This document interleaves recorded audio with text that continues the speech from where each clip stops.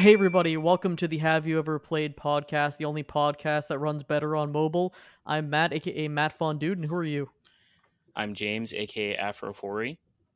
And James, I lied. I started the podcast with a lie. Because this podcast, if it was a AAA game, would not run better on mobile. Oh And no. the only other people who would know about that are the creators of Resident Evil 7 Mobile, which has apparently one. I didn't know this existed. Were you aware of this existing at all? No. No, not at all. Not in the I w- slightest.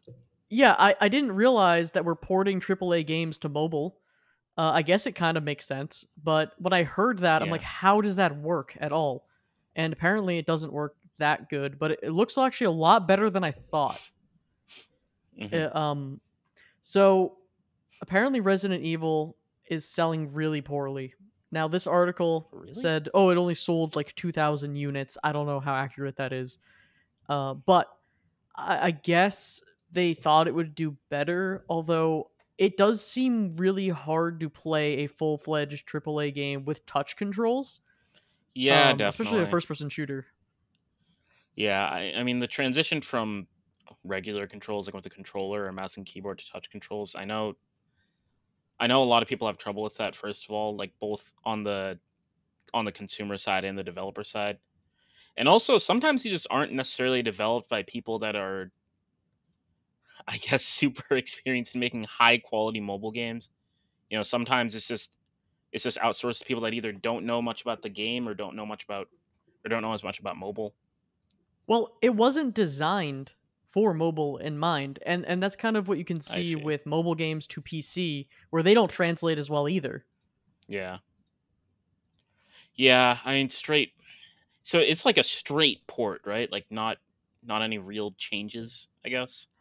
I don't know the exact details, but I watched a gameplay of the game. I think everyone is curious and they look up the game running, and it appears to run around like 30 to 40 FPS, and I believe it is just the game. It's just the game, but it looks like almost Okay. like a Nintendo Switch version of the game. Yeah. And I guess Huh. considering the Nintendo Switch is basically an Android phone, it kind of makes sense. Yeah. Yeah, I can see that. I I don't know. think that controllers support, maybe I'm sure it has some sort of controller support. Maybe that makes it a little bit better. Controller support. Do mobile games normally have controller support? I'm actually not Some do. like I'm not like caught up on that stuff. I don't know if that's normal or not. Well, it depends because on Android at least, you can plug in a controller or a mouse and keyboard, and some games do support that.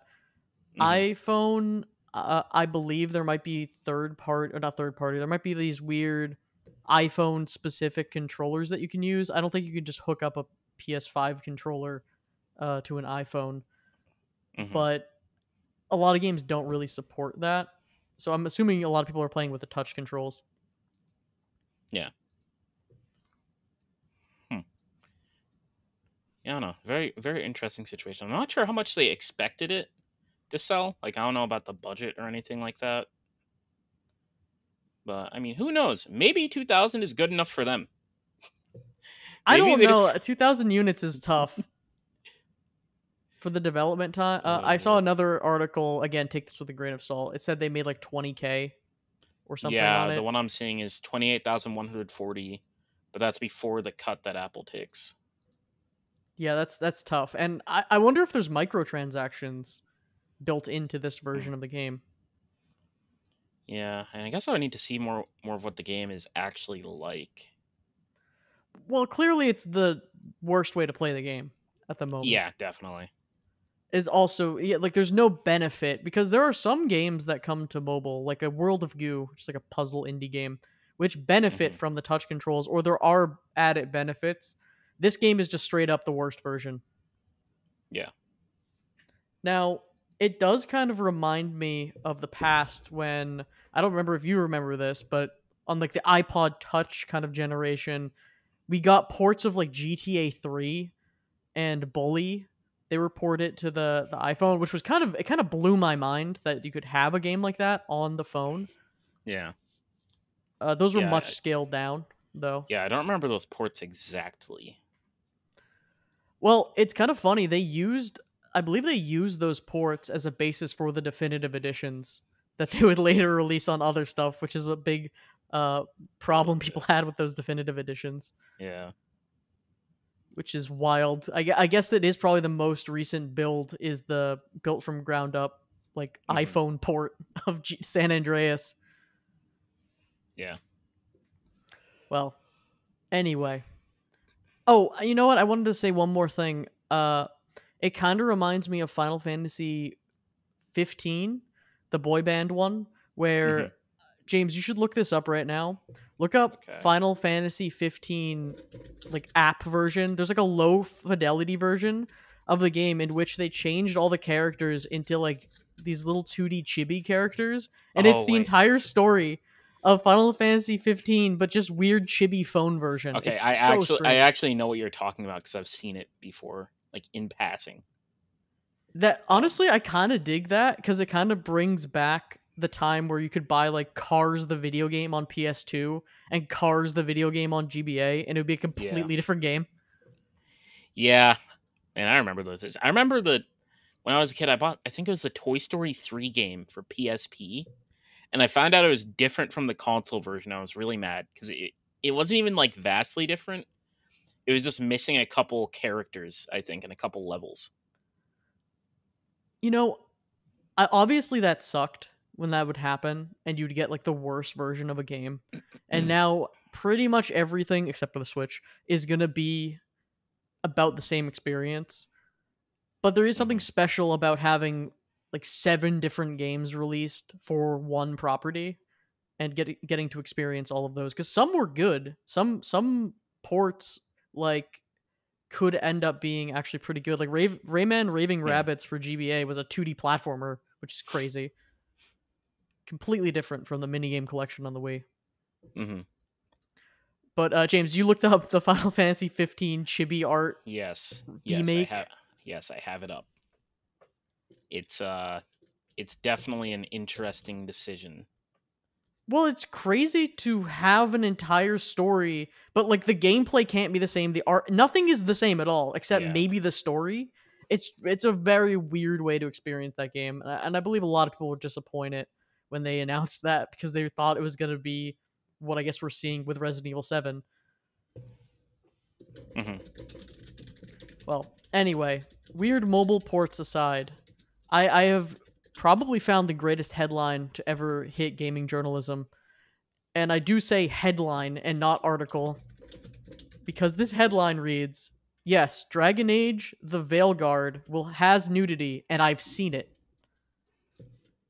Huh. Yeah, that is a title of all time. What do they mean by the "and I've seen it"? Are they trying to verify like this isn't some bullshit article? I saw it with my own two eyes. So I Is have it a like quote.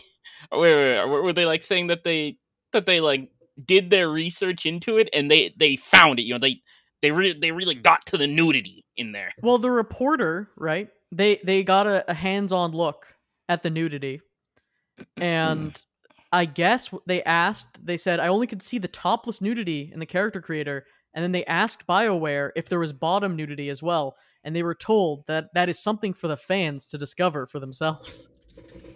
Oh my god. Which is wild. And then I have read one of the greatest comments of all time of how is this a story?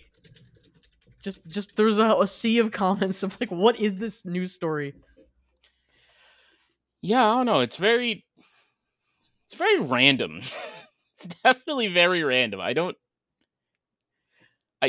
don't quite understand what they're. God, I don't understand anything. I have so many questions that I can't even make a question. So my initial theory is that Dragon Age is trying to appeal to the hype around Baldur's Gate 3, and which is funny because I have not played Baldur's Gate 3. I plan on playing it, but pretty much the only thing I know about that game is you can get very intimate with a bear, I guess. And Oh I've yeah. seen many headlines of, oh, this character is has nudity, this character is acting saucy, this character is whatever. And I think they're trying to play into that a little bit, but it is bizarre And it got me thinking about nudity in video games in general, and I kind of want to talk about. I guess my question to you is: has it ever been not cringe to have nudity in video games? Uh, I don't know. I just kind of never cared about it that much.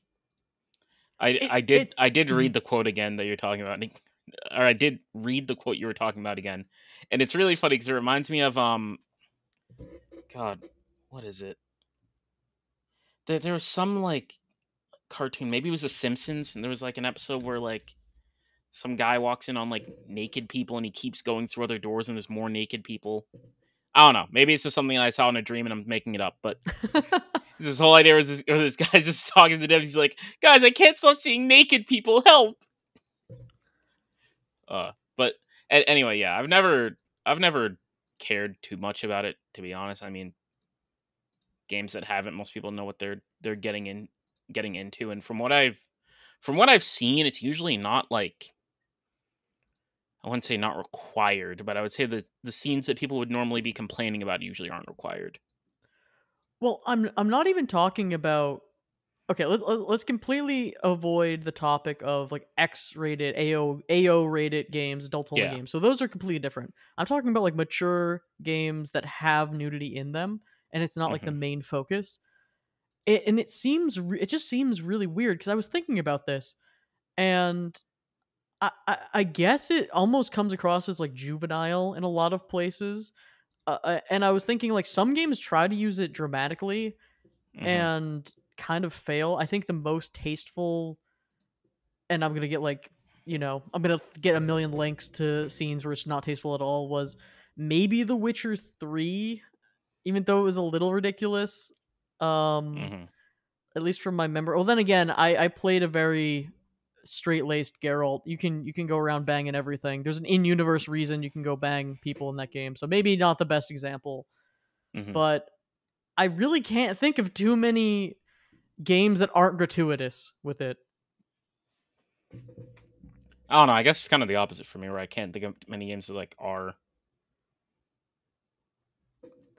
Well, I did play. I think there was a lot of talk around Cyberpunk when that was coming out. The dong Hmm. slider. Let's talk about the dong Yeah. slider.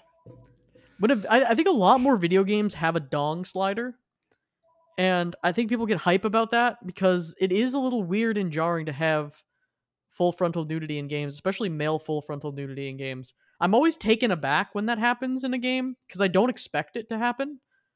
It seems kind of weird, you know? Hmm. Yeah. I mean, I remember it was actually really funny on my first Cyberpunk punk playthrough. I actually didn't even find the dong slider. So like, I just thought people were talking out of their asses.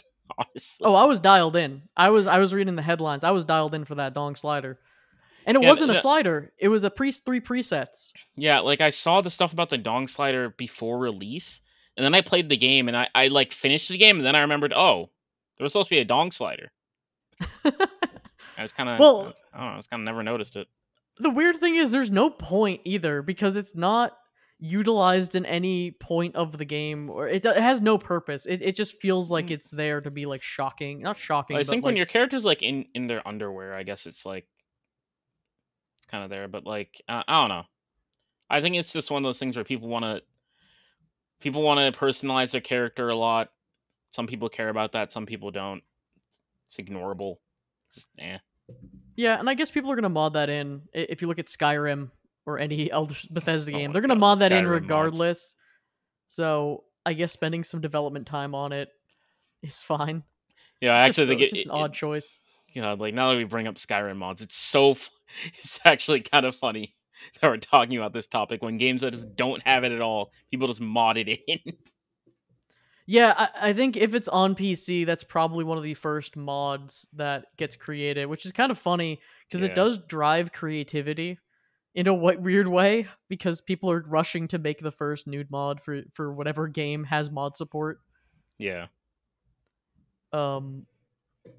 Oh, you know what game really shocked me? With random nudity. What game? It was A Way Out, which is that game. I believe it's made by the people who made the divorced couple simulator. It Takes Two. Okay. and it's a game about you play as two prisoners, and it's a two-player co-op game.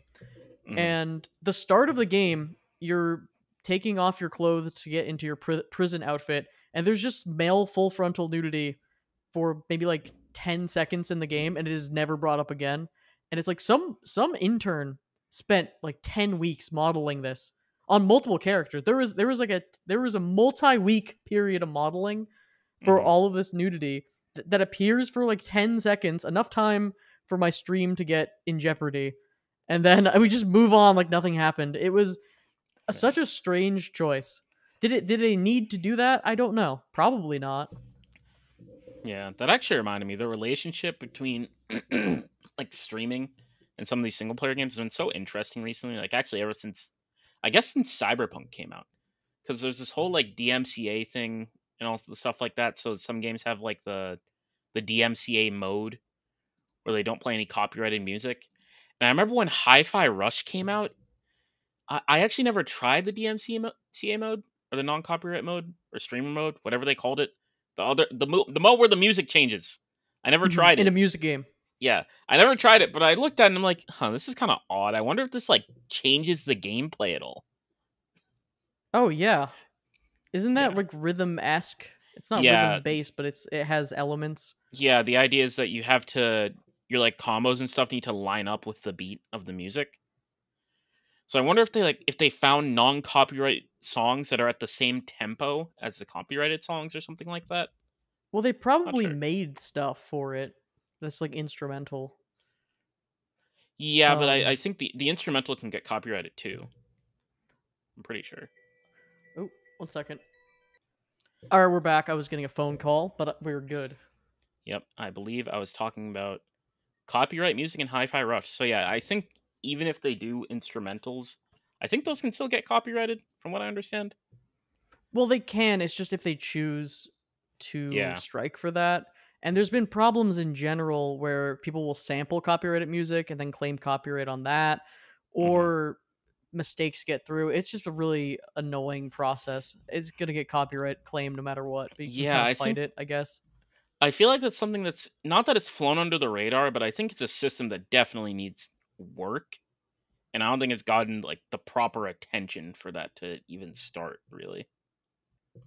Yeah, it's extremely detrimental because you want people streaming your games to get eyeballs on your game. You don't want people to avoid playing a game because there's something like that that's going to stop them from uploading and making money off of it. Yeah, I also kind of just mean in general with how copyright works with streams and stuff like that. Because it's like, yes, somebody could say, "Oh, he played the song on stream. I'll just use the stream to listen to the song and not stream it on Spotify or buy it." It's like, yeah, people can do that, but there's definitely a better way. Because I feel like that's got to be the minority. Well, I've run up with I've been making a lot more content on my Matt Dude main channel on YouTube, which is a lot more edited content.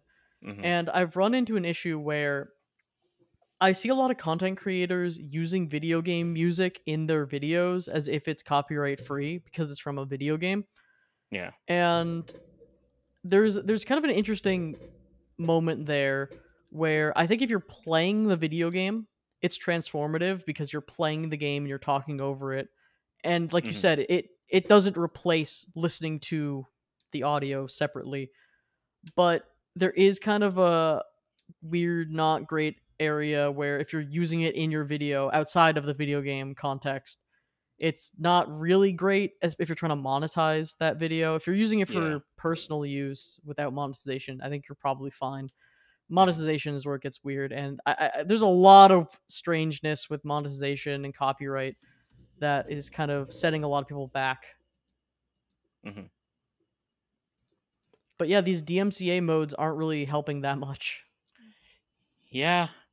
I don't know. I feel like within the next like 10 years, there will kind of be some better solution out there. Yeah, well, I think there's been solutions where if you stream, you can stream with different audio tracks, or you can replace the audio later for VODs. So you could stream with potentially copyrighted material and then later on an upload replace it. But that's never fun either, because then you're not getting the full experience.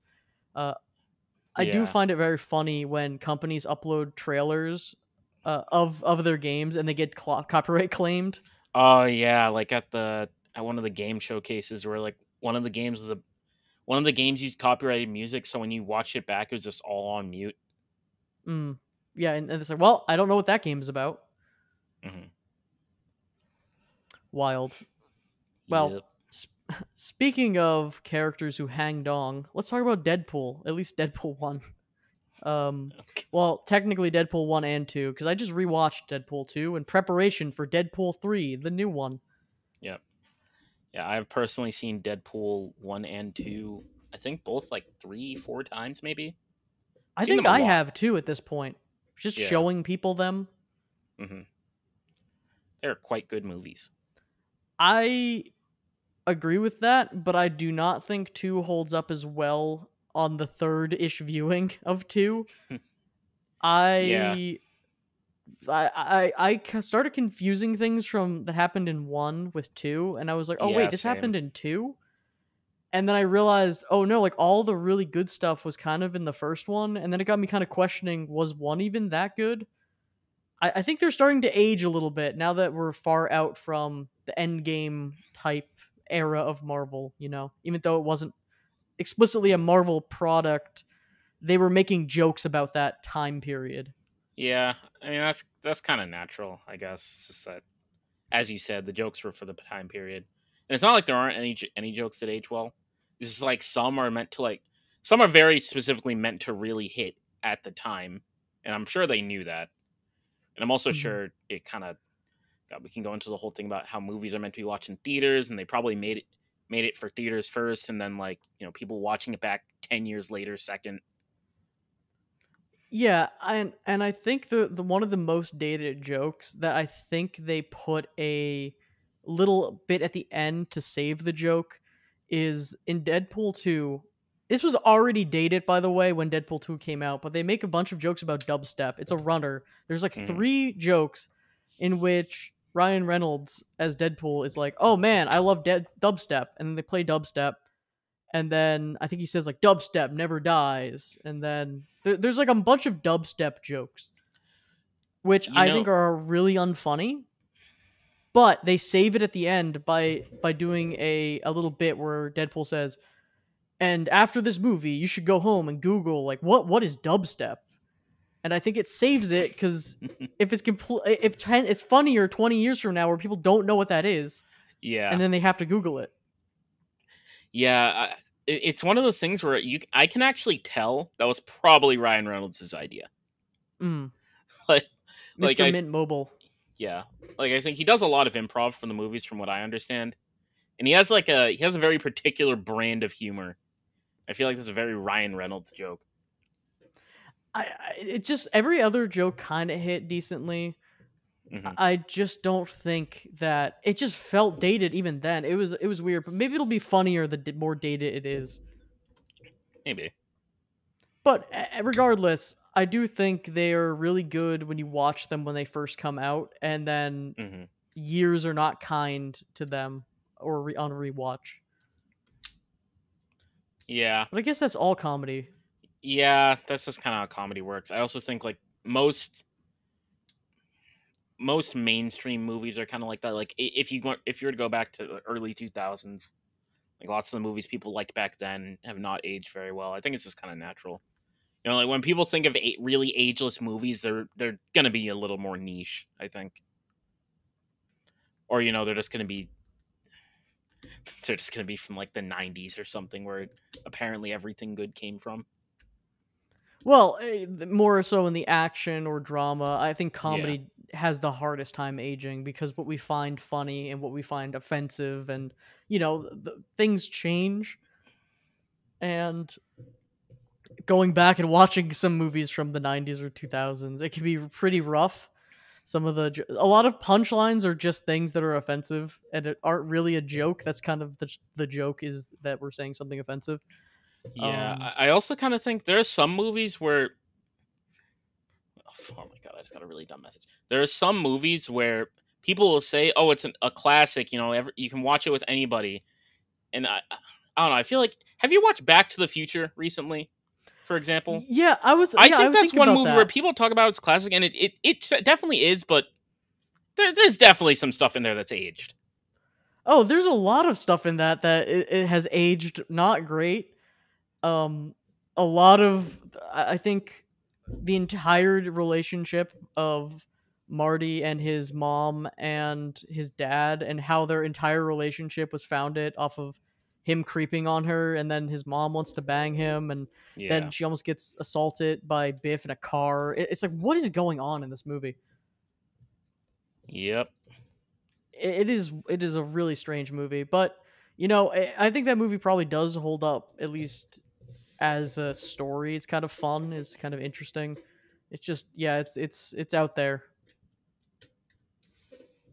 Yep. But It at is least very out Deadpool there. is trying to be crazy, and I think kind of get away with whatever they want to do. Hmm. Yeah. Now, there's been a lot of, I guess, sort of leaks, fake rumors about Deadpool 3. It's a very interesting movie. I it's got the classic MCU thing where people see the trailer and they're like, "Oh, this looks like crap, like visually, like it's all gray and stuff." And then you got the like the people with a film degree always going on about the lighting and stuff like that on Twitter and making like really long threads. But I think one of the most interesting things about the rumors around it is there are all these rumors that all these actors are going to be in it. Like there was a rumor that people were sure was confirmed that was like Taylor Swift is going to be in this movie. She's making her MCU debut. And Oh then my a week god. later it's like Taylor Swift is confirmed to not be in the movie actually. And that's happened multiple times. It's like in Multiverse of Madness when people were convinced that who was it that they thought was going to be Iron Man in that movie? Oh, I don't know. I didn't know the I think it rumors was around Brad that. Pitt. I think they thought Brad Pitt was going to be like an Iron Man in an alternate universe or something, and then he just wasn't there. Well, It's entirely I possible he got cut, but still. I I mean, look at the marketing of Deadpool 2, where the entire joke of the marketing was hyping up X-Force and getting Terry Crews and getting all these people, and then spoilers for Deadpool 2, killing them in like 2 minute scene. And that was all the marketing was, like, we're assembling a team. So it could be another case of that. Yeah, I don't know. I think it's just a leak culture thing where people hear leaks. Some of them are true, some of them aren't. People are really bad at keeping secrets nowadays, so everything gets out, and then it's just messy. Well, also, if you say enough crazy things, something will be right. And also, I do think companies use leaks as a way of marketing their stuff now, because it would make sense not to do that. You're kind of leaving that on the table. Yeah, a Anyway, wee I'm bit. not entirely. Are you okay? So, are you worried at all that with the recent MCU movies and how every single one of them has been terrible, that it might affect Deadpool, or do you think Deadpool is still kind of its own beast and will be I avoiding mean, some of the terrible MCU stuff? I think if it was gonna be good, it'll be good. If it was gonna be bad, it'll be bad. I don't really think it's that. I don't really think it's that deep. Because like I don't know. From what I understand, it's most of the same people. It's just under the Marvel name, and it's like Ryan Reynolds and all the people that were leading it were really big on bringing it into the MCU. So it's not like they were forced into this. So it's like I don't know. They'll do what they do. I guess I don't. the big thing that people are concerned about mostly is like bringing Hugh Jackman back and like whether they're actually going to handle Wolverine correctly or not. And also I think some people are worried about like balancing how they're going to balance the Deadpool humor with Wolverine and stuff like that. Which historically in the comics and stuff, it's been great. It's been a relationship people really like, but they're not sure if they'll be able to pull it off in the movies. I have weirdly high hopes for this being a pretty fun movie to go see. I'm not expecting anything crazy out of it. I do feel a little disappointed that I might miss a lot of references because I have not watched any of the new MCU stuff really. Like I tried to watch Ant-Man Quantumania and that was so bad, and Eternals, and that was just so unwatchable that I haven't watched anything else. So Hmm. I feel a little sad. I feel almost like FOMO, like I want to watch it just to get references in the movie, but it's Yeah, probably not worth it. there probably won't be any. I'm gonna be honest. I bet they'll do some sort of thing where Or it's I guess like, oh if there look, are it's references, Loki. they'll be like things that everybody can get because the whole joke is that nobody watched other and like the MCU series and stuff like that. Like I they're guess definitely that's going to true. talk about how nobody watched Secret War and how like they killed off a few important characters and nobody knows. And, like how there It's was the Secret War. It's the secret show. all these supposedly crazy reveals that nobody knew about. Yeah, I'm over it. I think a lot of people are over it with the Marvel stuff. I was really into it for, and then Endgame happened, and I was like, this is great. Okay, we don't need any more. We're good. Take a break. Do something else.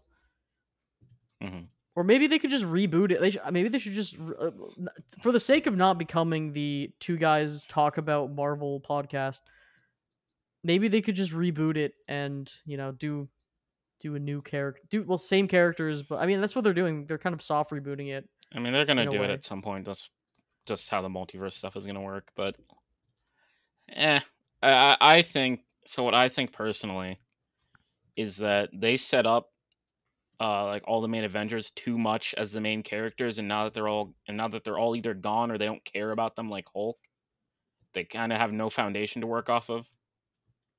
Like it's Yeah, not wrong that they're trying to expand to all these new characters and stuff. It's just that they're doing it. They're doing it way too late, and they made Chris Evans and Robert Downey Jr. just too integral to the actual universe.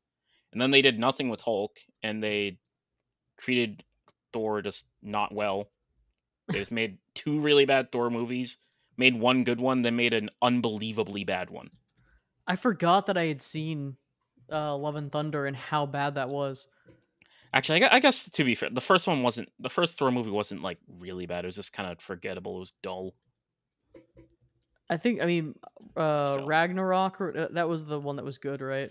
yeah, that was That the was one that was probably the only good, good but it one. was odd because they made it good. But instead of actually using Thor's aesthetic, they just gave it the Guardians of the Galaxy theme. That's true. Which And is then just like, changed Thor's personality completely. yeah, which is like, yeah, we like Guardians of the Galaxy, but have you tried not making Thor boring by actually having him do things that people like him doing in the comics? Something like that, maybe. Well, I think I don't know what I think I'm too far away to give really good opinions on what they should do. But you know what I am close to? Something a story close to my heart. Unfortunately, the game Life by You is canceled. Now, people probably don't know what this is, but it was a game that was announced at one of the game show things we covered, Hmm. and it was a Paradox interactive game, and it was supposed to be basically The Sims, a competitor to The Sims, and one of the gimmicks was going to be a lot of the dialogue was going to use AI, like large language models, to do one of the first kind of big AI NPC games. Hmm. Now, I was initially very excited about this game, but I was thinking, how are they going to be able to pull this off? This seems crazy. Yeah, I don't know. I was never too crazy about the concept, mainly because I'm just kind of not a fan of use of AI in video games, except for okay. So I think that lots of the time, what people are trying to do with AI in video games is they're trying to save money by not hiring people for certain jobs, while not necessarily caring so much about quality. I do think there are some very tedious things that don't necessarily require extra people that you could use AI for. Like for some artists I've talked to. I don't remember all the details, but there are some parts of art that are like kind of tedious, don't necessarily need to be high quality, don't require another person to do it, and can be done a little bit by AI, like a very small bit, and then they can be like corrected. But outside of that, I'm not a fan of AI in games. And even Well, then, that's AI just something I've been like told about. I don't actually know very much about it. well, AI can be very useful as a tool, and if you use it to upscale textures, that could be an example. Like you have a texture in a game, and maybe you want to go back to an old game and AI upscale all the textures, or you can generate some. Say you want to make a grass texture, right? And you Hmm. can just expand the texture you already created. So it really is helpful in a lot of ways. And I think at least as a streaming person, this game would have been content farm goldmine because you could just Hmm. have these wacky Sims NPCs running around saying weird stuff, which would have made for great content. Even if it was a Yeah. dumpster fire, it would have been a really fun game to stream. Now, Mhm. I kept seeing it get delayed. It got delayed twice, and I did not have high hopes for it ever releasing. And I guess the team realized that with each delay, they weren't making progress in a direction that they thought was going to be successful, which I kind of respect in a way that a lot of games come out now that probably should have been canceled because they're not finished, or they should have been cut off at some point. And I think we're maybe afraid to pull the plug on certain games, especially if they have a lot of money put into them, maybe like a Golem. Oh god. I don't know. I don't even know if I would necessarily say the game should have been canceled. I think it's more that lots of them just should have never been started in the first place. Well, this is a good idea. It does just rain. It is the idea though of how are they going to do this, and I guess the answer is they can't. Is the problem? They were ambitious, but they just couldn't get it to work good. Mhm. And I assume that this will be a game going forward. Like someone will do this because it's a genius idea. And I was reading an article about a potential rumor that Sims 5 got canceled. I guess Sims 5 was in development and maybe they canceled it, they're redoing it. Mhm. Completely unsubstantiated rumor that makes no sense. But if they were doing a Sims 5, maybe they'll think about implementing some of these features because I do think there's a demand for it. And it does Mhm. provide like infinite gameplay loops. Yeah. Yeah, I mean, yeah, and I guess it is an idea that would definitely it's inevitably going to be done eventually. Um I guess I just want to I would just want to see them make sure that's done tastefully and that's not done at like the cost of any jobs. Mhm. Well, I'm saying maybe all assets and stuff like that, handcrafted. I'm just saying specifically for a game where you have characters talking to each other, like a Sims. Mhm. For an example, the Sims is perfect, just because you want to have. It's almost like Tomodachi Life. You want to have these experiences where you make your friends and then they have funny conversations that you can't expect. Because that is like, I could see myself just making a bunch of characters and just having them talk to each other, and that could just be hours of entertainment. And it Mhm. already is kind of a thing with AI Dungeon, that dungeon crawling text based adventure game. And those are pretty funny to watch. So I do think I don't think that AI for this purpose is necessarily a cop out shortcut. It does feel, if it was like an any other game, like if it was all your NPCs in your RPG have AI generated dialogue, well then yeah, that seems less bespoke an experience for a player. But in this context, you want the randomness. Yeah. Well, we'll never see it, so because it got Yeah. canceled. We may never know. But maybe some other version will come out. Yeah. What was the original release date for this game? It was supposed to come out. I don't remember the exact original, but I think it was like May or June. Like, I guess it wasn't June. It was probably around May, and I think it maybe got delayed to June or something like that. It was Mhm. supposed to come out this year, and it did not. Because I remember checking the Steam page and seeing, oh, it's 2 months away, and then it was 4 months away, and I was like, oh, okay. Then it was nowhere to be found. So Yeah. just one of the many games that you see at a game conference that never comes out and people just forget about, which is always kind of an interesting thing to look back at. Mhm. All these games that we just like. Well, think about like Elder Scrolls. We saw the JPEG of that. However many years was it, like seven Oh years ago god. or something? Oh god, it's been so long. We saw one JPEG of like, hey, we're working on it. Like, where's that? Crazy. Wasn't that the crazy year where they were just announcing whatever? They were just like, all right, Elder Scrolls, like Final Fantasy VII Remake, blah, blah, blah. We're just announcing insane projects, Metroid, and we just Yeah. haven't seen a lot of them. Yep. Oh, man. Happens. I don't know. I think some things just get announced too early. It happens. Yeah. Well, I guess we're not really doing gaming events anymore. So I guess that's Yeah. going to get solved a little bit. We're not doing. It's not a huge push for like an E3 when companies can just do their own directs whenever they want. Hmm.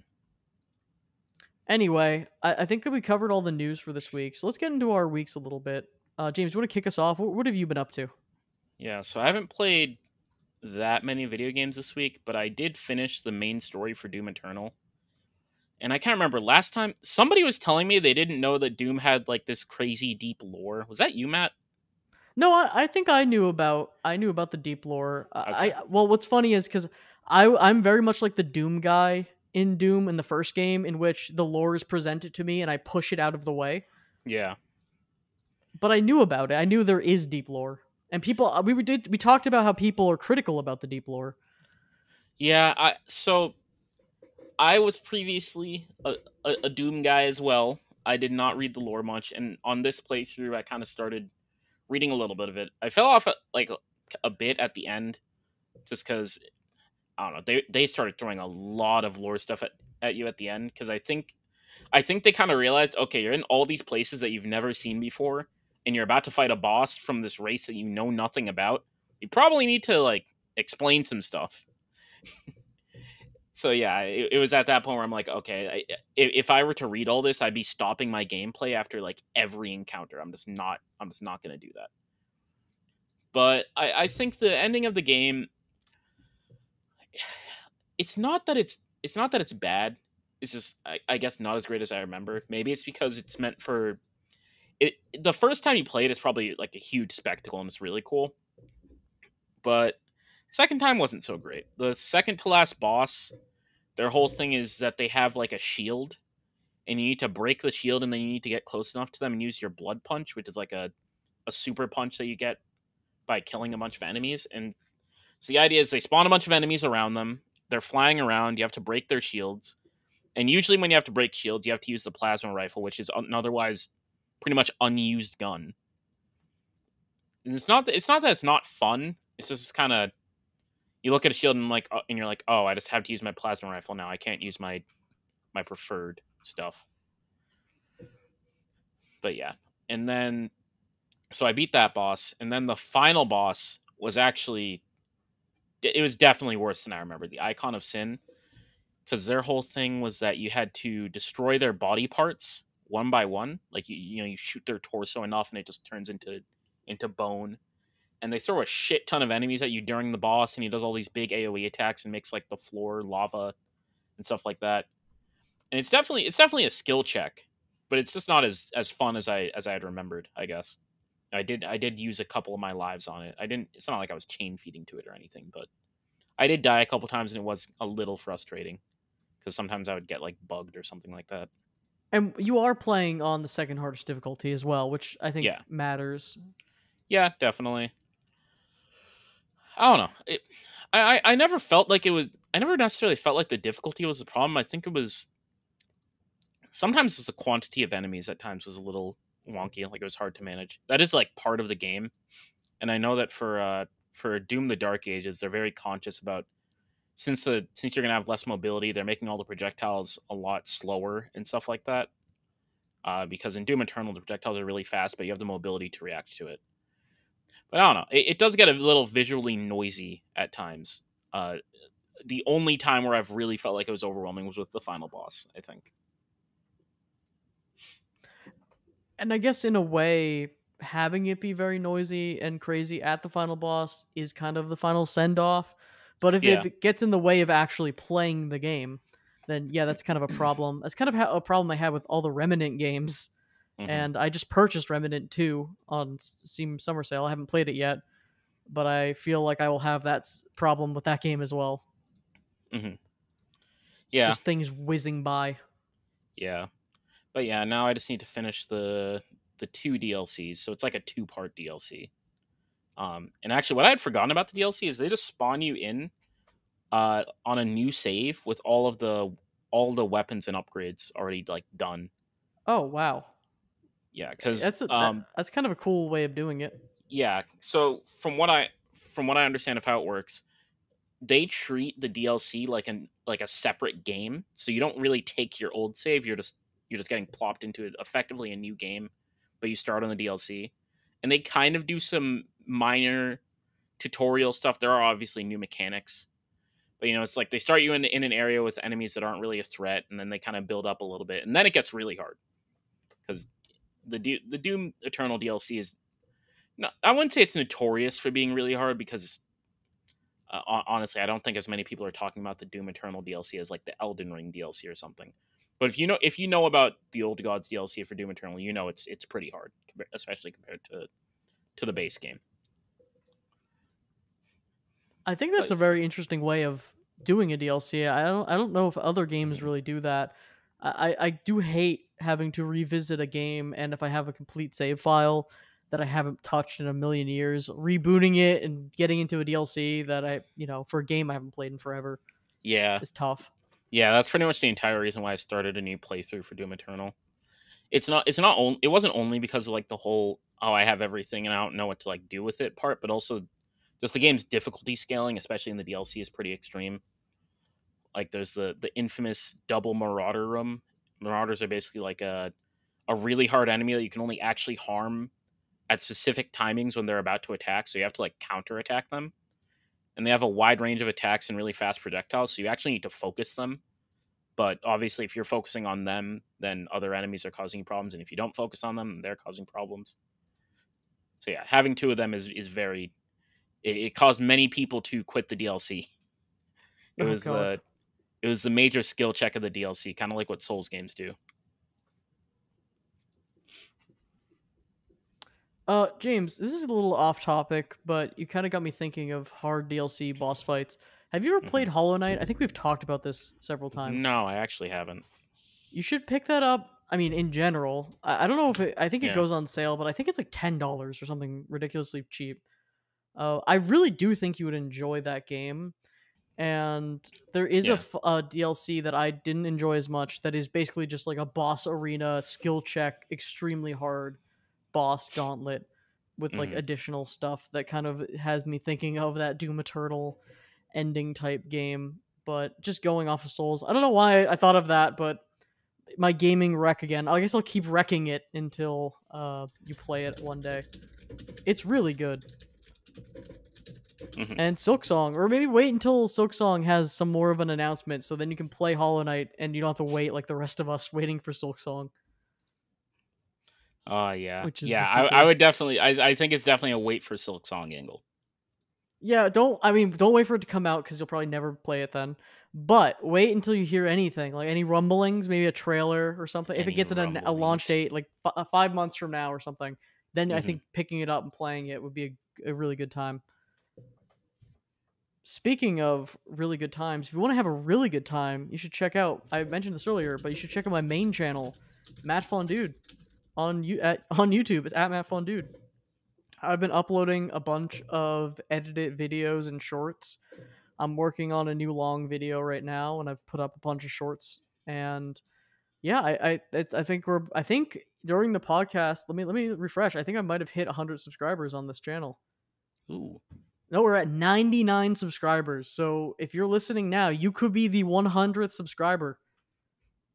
We're at 99. Um, but yeah, I've been doing a lot of videos. I've been trying to vary up what I've been doing, but I hope that people check it out. And I've really been putting a lot of work into it.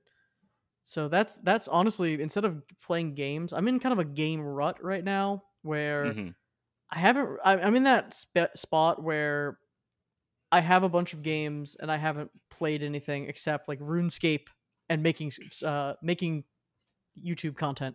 Like I haven't Yeah. really played anything, you know, Hmm. which happens sometimes. Yeah, I think definitely. I'm really waiting for God of War Ragnarok to come out, which is like that's gonna be like 2 months from now or something. Isn't it like November or something? I I can't think something remember. like that. It might be September. I don't know. Maybe one of the embers. Maybe late September. I don't know. Yeah. But I've been really excited to play that, and I know I'll dive into that and probably play that whole thing in like a couple weeks sitting. That'll be my new focus game. I really fell off Mass Effect 3. I'm gonna go back and I need Hmm. to beat that game. It's just 70 hours in 1 and 2 and then going right into 3 was tough. Yeah. Yeah. I need to go back and play all the Mass Effect games too. Like what's holding me back really is that it's like 100 gigs, and I'm like I don't want to buy more storage because it's not like I'm going to play multiple of these games at a time. Like if I start playing Mass Effect, I'm going to stop playing Doom Eternal, like stuff like that. So it's like I'm trying to finish Doom Eternal, and then I want to play Elden Ring when I finish Doom Eternal. And then when I finish Elden Ring, I want to play the Fallout games because I have New Vegas and Fallout 4. Or I've had them for like, I don't even know how long, at least a few months from like an old sale. Yeah, and then Yeah, I'll get to Mass Effect and I have to play Mass Effect Andromeda, and it's just my backlog is huge. And I'm not going to be bouncing between single player games. So you just got to get a game drive, a hard drive, an SSD just for games, and never look back. It just makes it so much easier to not care. Of course, I use mine for video storage as well, so it's like double helpful. yeah. But yeah, it's not that huge of an investment depending on what you get, and it really does save a lot of mental stress of dealing with the ever increasing 300 gigabyte Call of Duty game. Yeah, yeah, I guess. I haven't previously installed a new drive into my PC, so I'll have the first time experience of that where I might break something. But besides that, Yeah, it's not yeah, bad. eventually, It's not one too day, bad.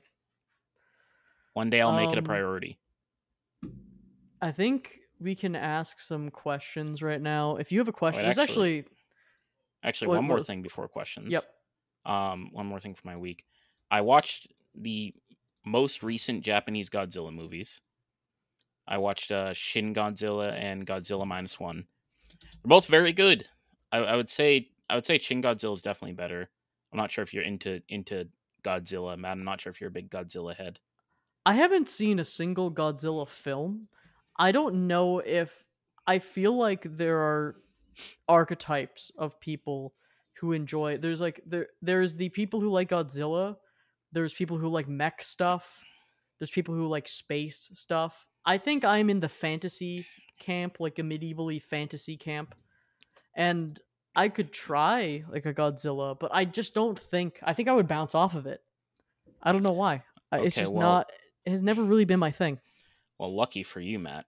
There are multiple types of Godzilla movies that are actively being made because Godzilla is one of the few franchises where people can accept having two vastly different interpretations being released at the same time. So you have like the MonsterVerse one with like Godzilla versus Kong and all that stuff, where he's like the borderline superhero, destroying cities, but like people don't care because he's doing it for the greater good, kind of Godzilla. And then you have like the horror Godzilla, which is mostly what the Japanese ones are about. So Shin Godzilla. Well, first of all, I guess for additional context on Godzilla, he's Godzilla is meant to be an allegory. I think that's the right word. Yeah, allegory for the the for basically World War II Japan. So the idea is that Godzilla poses the same threat metaphorically as nukes did in World War II for Japan, and it's kind of like the character was made in post World War II Japan, and so very frequently the character's concept is that he was radiated by American nuke tests, and then he kind of comes up to Japan, and it's like the whole idea of America kind of being like, well, can't do much about it. That's your problem. And there are varying reactions to it. Sometimes I think sometimes people will just be like, well, America's stupid. Why would they do that? And then people are like, well, yeah, that's the point. That's Hmm. that's the metaphor. Um, but I think that a big part of the movies is that it is a lot about human cooperation and how Japanese culture approaches that. And I think it is also about the idea that Godzilla not only represents a threat in the sense of like destruction of Japan itself, but it's also kind of saying, humanity does this to to the environment and even to each other, and this is kind of like I guess almost like divine retribution in a way. But yeah, if you ever get the chance, I think they're really interesting movies. Specifically, Shin Godzilla and Godzilla Minus One. I think they're both very well directed. I think Minus One is quite a bit better. I think Shin Godzilla is. It's not that it's lower budget. It's actually, I think it might be higher budget. But I think that's definitely an uglier movie. Hmm. Like I think the best parts of it are not necessarily the visuals, but I think Minus One is very pretty visually, and I also think it's got a extremely good story. I think it's one of the better movies I've seen in recent years. I've So yeah. heard that from a lot of people, and I might have to check it out. I do know what you're talking about, how some there's more serious Godzillas. I Hmm. was tempted by the giant giving King Kong a giant anime gauntlet so he could fight alongside Godzilla. That really did tempt me as well. I Yeah. did like the idea of giving him a robotic gauntlet, and I was tempted, and so I might have to check out what's going on there. But let's Yeah. get into the last section of the pod. We're winding down. I Hmm. want to introduce. There's new ways to interact with us, so you can send us an email at hyeppodcast@gmail.com to ask a question, or Or you can write in at the end of the episode on Spotify. There's a spot to write a question for us. And apparently, Spotify also added comments, so you could leave a comment on Spotify. And also, if you're watching on YouTube, you could leave a comment on YouTube. Because I read all the comments and I give them thumbs up, and I'm like, that's cool. That's exactly what I say in my head every time I read a comment. I go, that's cool. cool. So think about that when you post. All right, James. I'm gonna read you a question, and none Okay. of them are in the doc, so it's gonna be annoying for you to I'll to just to memorize do. them. I'll paste some into the doc because I'm unprepared this week. But let me read you a question. I kind of liked the question that I got here. That was, what is the longest gaming session you've had? Ooh. Mine is a little embarrassing. So in college, when I was in college, when this was like 2019, I think, when Modern Warfare came out, like the new one, the first one in the new series. And so I bought it for PS4, not on release, but not too long after release, because some of my friends were like, "Hey, this game is really cool." And I didn't end up playing with them. I just played it alone. But anyway, this was when I bought the game. I started playing it and I was like, "Oh, this is pretty cool." And I played the single player and I'm like, "Wow, that was a good single player. I want to play more of this, but like there's not more." And then something popped in my mind. Wait, you can play the multiplayer. And I hated the multiplayer, but it was like it was a good kind of hate that makes you stay up and play it for 36 hours straight. You wait. Actually, 36. Yeah, You yeah, stayed up. actually 36 hours straight. It was my I think it was the first time in my life that I genuinely pulled an all-nighter. You just played like that is that to me. I was gonna say like I had this crazy story when I was like a kid. I played Maple Story for like 6 hours or something like that. I don't know, because as a kid I was probably playing games or Team Fortress 2. Yeah. Okay. That's To be wild. fair, Thirty to be six fair, I did, hours I is did like I insane. did like use the bathroom and like eat and Well, stuff. Like I yeah, went to I'd the hope. dining hall and all those things. It was a day when I didn't. It was a weekend, and I didn't have any classes on like the following Monday. So it was like it wasn't like I was neglecting my responsibilities of being a bad student. Hmm. But and it was also very funny because I had roommates obviously, and it wasn't even like I was being a horrible roommate because I was just dead silent when I played the game. Like I actually made like no just noise. I was just locked in the whole time. just silently playing Call of Duty Yeah, by I was just kind yourself. of sitting there, and I would look over at the clock Hate playing Call sometimes. of Duty. Yeah, I was just sitting there, and I'd look over the clock and I'm like, oh, it's 6 a.m. Huh? Oh my god. I can't honestly. There are people who do streams that are like the 24-hour stream. I just can't under like the stamina to sit there and do that and to not get tired. I guess I guess it's different if you're talking the whole time, and I do think people who do the 24-hour streams take talking breaks. But I've done 4-hour streams, and by the end, I'm like wiped because maybe I'll take like an intermission during the stream, but then you lose like half the Hmm. audience. But just talking nonstop for 4 hours can it sounds Yeah, a little silly because people are like, oh my god, like that's not that much work, but it is like straining to your like throat and stuff, yeah, you know. yeah. And I think there's a couple things that they do. Like obviously they drink a lot of water and helps them like stay awake, and also helps their voice. They obviously have caffeine as well.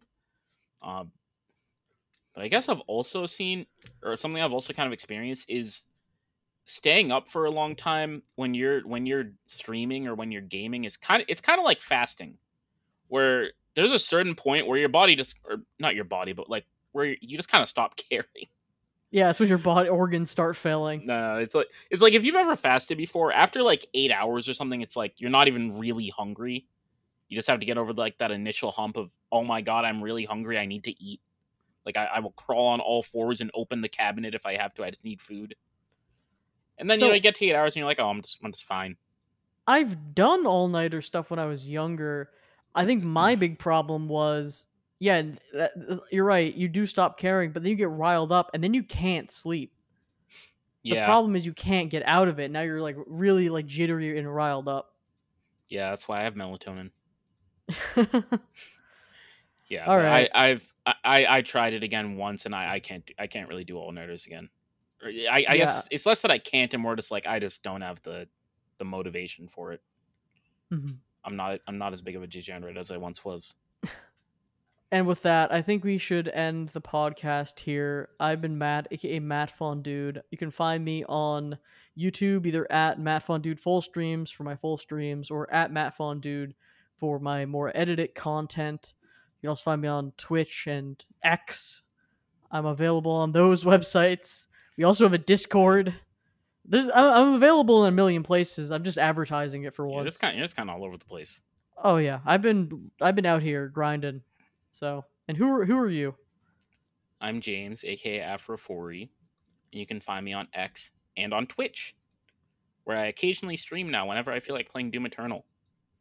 Cool. I gotta check out your streams. I haven't noticed that you've streamed, but I'm also probably not following you, so I should remedy that. Like as should everyone listening to the podcast. Yeah, they're very sporadic and at very random times. I'm just All I'm just right. unpredictable like that. Goodbye, everybody. Hello.